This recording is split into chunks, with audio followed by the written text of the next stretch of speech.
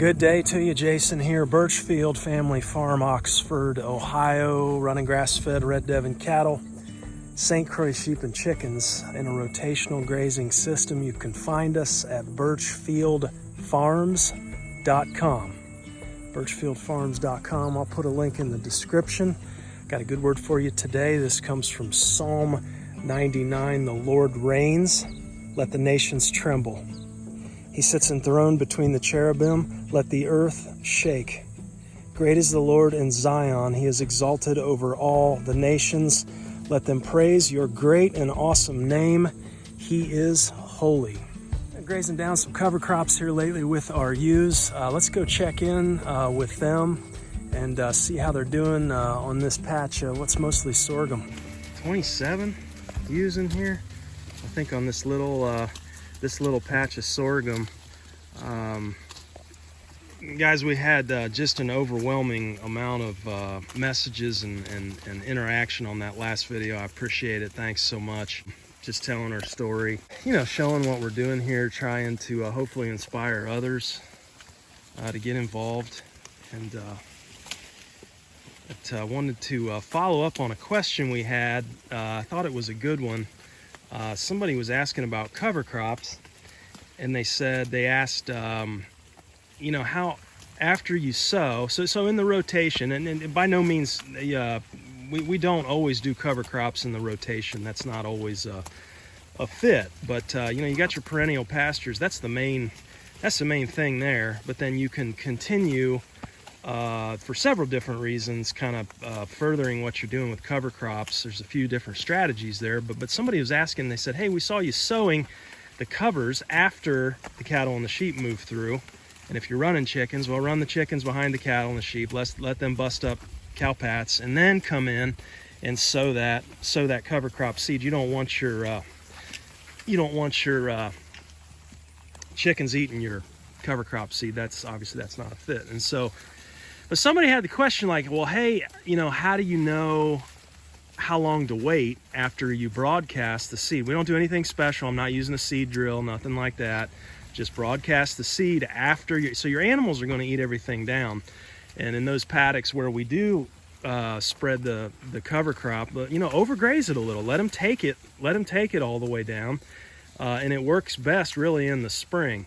So to answer that question, you know, how long should we wait after we sow the cover crops to graze it, you know? And as with most of the answers out here, you know, it really all depends, right? It depends on what time of the year you sow it. Like I was given the advice, I would not sow, this is Green Cover Seeds warm season grazing mix here. I would not sow that right now, because you really need, I would say, at least 30 days for that really to come on and get established. And that 30 days, that's closer to, you know, that June-ish, June time, right? When you got a lot of sun, you got more moisture, and things are just taking off in June.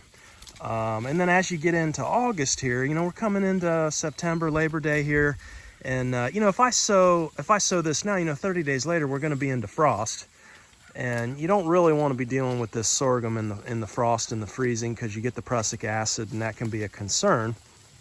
But right now, man, this is a great fit, right? And you guys have heard me say, you know, if you can't go out in your rotation, then go up. You know, some of this sorghum here is, you know, it's taller than I am, and they are just loving it. These are our ewes, and I'm trying to keep them in good body condition here for our breed back in November for our April lambing. So they got to be in really good condition, and this will do it. This is probably, this sorghum here, this stand, probably the best stuff we've got on the farm right now. Lots of energy. You'll see in some of the mixes where there's a BMR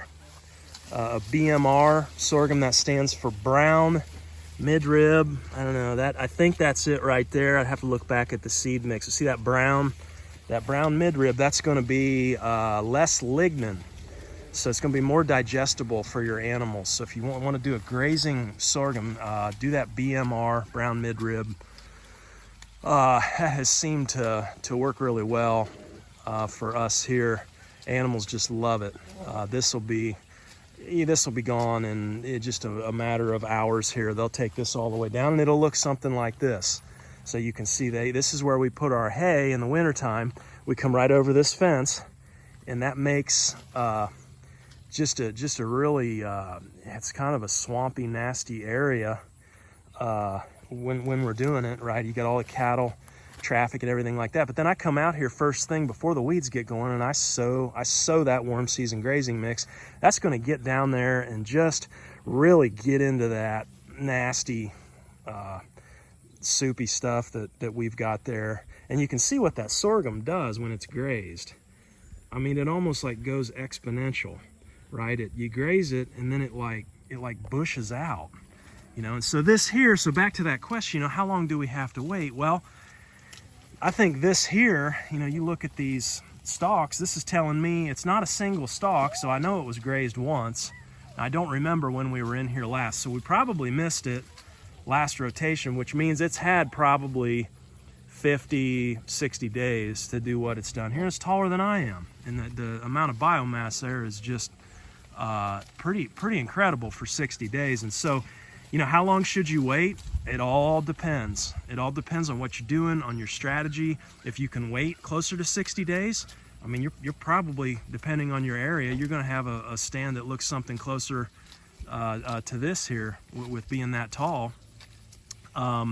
The other thing about sorghum is kind of it's a love-hate sort of relationship with the grazer, right? Because you put on all this biomass and it's really good stuff this time of year, but then we hit that you hit that early to mid-October around here. We'll get that first frost, and you start getting into frosting and freezing, and then you start getting into the prussic acid concerns.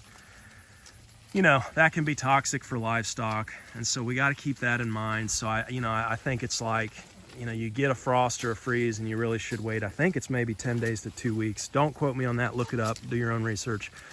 But, you know, that's a disadvantage. That really is one of the primary reasons why I don't sow this stuff. I don't, you know, do the cover crops everywhere, because come fall, I still want to graze a little bit after the first frost. And, you know, we'll graze into December sometimes on the paddocks, and I want to keep them moving out there. But I don't want that prussic acid risk. And so just doing a few paddocks here and there. Anyhow, just an idea, right? If you can't go out with more acreage, go up. And if you can give it closer to 60 days, this is probably what you're going to look like. Just wanted to show that and talk a bit about it. You know, regular grazing season, if you can get it early, like get those first 2 or 3 passes in, and then come June, you know, go behind and sow that, broadcast that seed. And you know, that it's a diverse mix, so you're building soil health, you know, at the same time you're feeding your animals. You know, it all works together. Do we have to do that? Absolutely not. You could just do the perennial pasture, but what we found is you get 2 or more grazings at the cost of that green cover seed. 2 or more grazings, and that biomass is cheaper than feeding hay. Okay, and you've got all your soil health benefits. There's a little ninny. She calling for mama there. Mama's busy eating. Anyway, just a system that has seemed to work out for us. So just a good feeling, right? Having your animals in here and having them chomping the good stuff, getting what they need, staying in good shape. That's what it's about here, pushing through the heat of late August. Good golly, look at this. So back out here not quite 24 hours later, and man, I'd say they like sorghum. Wow. Okay, so they've eaten, wow, look at this. This is really interesting. They've eaten down there was pigweed in here. We had quite a bit of pigweed in here, but they have they've taken that down as well. Here's a little bit of leftover here. Look at that. The top's chomped off. Now I know I've seen them eat pigweed leaves before, but I've never seen them take it all the way down like that. So anyway, sorghum, big time fit for these guys grazing here. I did go back and look. Looks like we got a little bit of rain moving in here, but I did go back and look, and there are 2 types of sorghum. in that mix I was referencing, the warm season grazing mix. You've got a regular sorghum, then you do have that BMR brown midrib, and it looks like there is more of the BMR in the mix than just the regular. I'm not really sure what the thinking is on why you would put the regular still in a mix. I think the BMR was maybe a dwarf, so the regular maybe gives you a little more size there. But man, now again, you know, looking over here, I'll try and give you a before and after shot, maybe just that less than 24-hour shot here before and after. I bet that would be pretty cool to put up here. But then going over here, you know, we grazed this.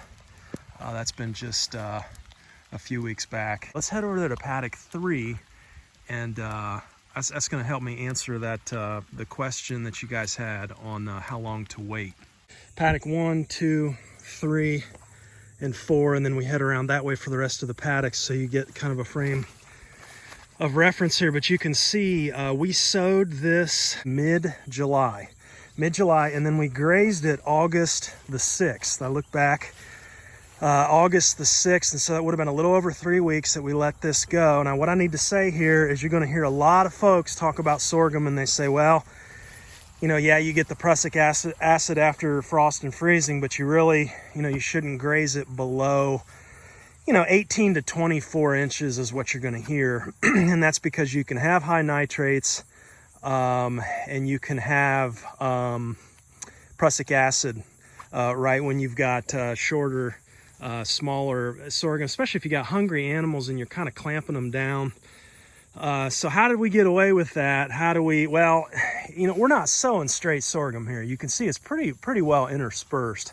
And so if I was sowing like straight, you know, paddocks or fields of straight sorghum, then yeah, I think, you know, you're going to need to pay attention to that. But that's another reason I like the mixes, right? Is because you're mixing other stuff in there. You know, we've got a non-GMO soybeans in here. We got the sorghum. You can see our chicory and red clover, that's native. But you know, you've got your brassicas in here too, right, that are mixed in. I think even there's a little bit of buckwheat. You can see some of the white flowers. I know I've seen that out here, but anyhow, we got a little bit of everything in the mix here. And so that's, you know, I don't get as concerned. So, you know, at that little over 3 weeks, it was not 18 to 24 inches tall. The sorghum was not. The sorghum just really thrives when it gets dry. You know, that's going to be your advantage of sorghum over like a grazing corn, is sorghum's going to continue to grow even in the drought, the dry conditions. There's a sunflower there. All kinds of cool stuff. But so we'll come back on this probably next week. You know, I'm shooting for, we were on this August 6th, and so I'm shooting for, you know, 30 to 35 days before we come back on this. Obviously, we'll start down there at paddock 1, and then, you know, come on to this down here. But so I don't know, maybe that helps answer some of your questions, right? The main question about how long should we wait? Well, you know, I tell you, it depends. This was only about 3 weeks. A little over 3 weeks, and we got back on it, and now this is going to be that second graze. We're going to be closer to 30 days. We talk about that sigmoid curve of grass, right? Sigmoid curve of grass growth, trying to kind of stay a little more towards the top and then grazing it down, but not too far. You know, again, it just depends though on what the weather's doing. We had the perfect time, you know, to sow this. We got all the rain after we sowed it, and everything came on well in just about 3 weeks. But if we would have been in drought, no way. You know, the other thing too is, you know, what's your recommended grazing rate? You know, around here, just set stock grazing, it's about 1 cow per acre. You know, if you're a lot of places out west, you know, you're into multiple acres per cow, right? I mean, 10 acres a cow or 14 acres to support 1 cow. You know, if you're in that kind of an area, you're probably not going to be able to get this to grow within our timeline here. So you need to figure that out. Talk to a extension office, another farmer, see what your grazing rate is for where you're at. And then we've talked about this, but as you rotate, you'll only improve, you know, on those those numbers in that timeline. So here's another strategy, right? I mean, you sow this stuff in June or July like we did, and it's coming on here, right, when it gets dry. And then, man, but if we could skip over this, right? So skip over it now and go from paddock 2 over to paddock 4. You know, I could just run them straight across here, and we could let this go. And if I could get closer to 60 days, man, you know, that's where we're going to start looking like that stuff that the sheep were on over there, right? Because again, on that sigmoid curve of grass, you know, that growth curve on that sorghum's just taken off. You know, if you can let that go a little longer, tons more biomass. That's another strategy, you know, that you can employ as well. And then, you know, obviously I'd want to make it back over here. If we did that, we'd have to make it back over here just in time, right before that, early to mid-October is usually when we get that first frost. But I think about like grazing strategies, and man, I think about you folks south of here, you know, south of us. I mean, what an advantage you'd have to do something like a sorghum, right?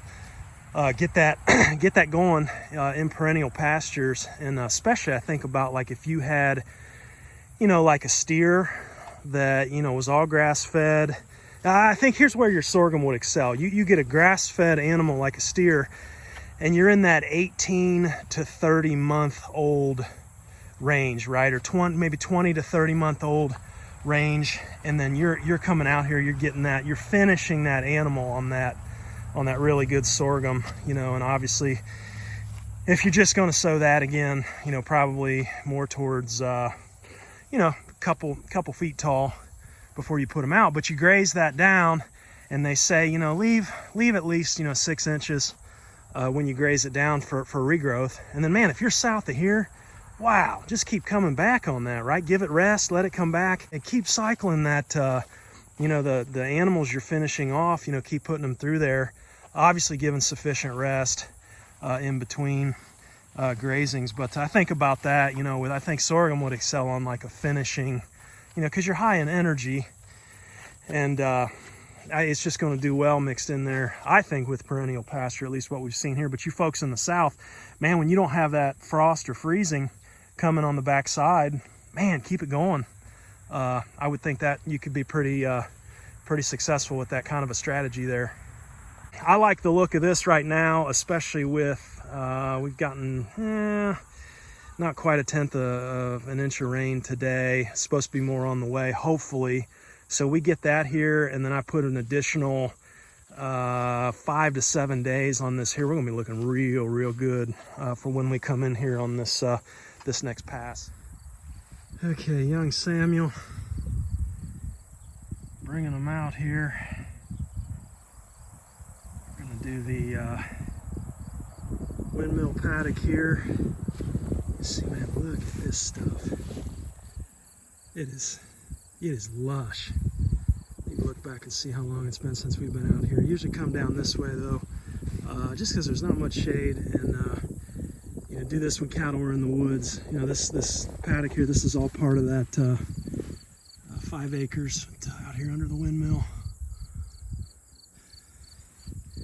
Anyhow, getting them some good water here. They come, they know where they're going. Let's see how they do on the graze here.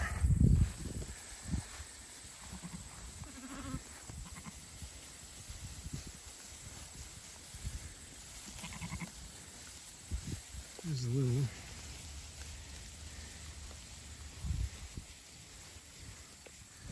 Circling the paddock here. That's usually what cattle and sheep do when they first come into an area. They're going to circle the whole thing, and they'll settle down and eat. Looks like they're finding good stuff already though. Looks like most of them trimming off that chicory. Natural anthelmintic. We sow no chicory, zero, none. This is all native. Oh man, we're blessed to have that stuff. Keeps the sheep in really good health.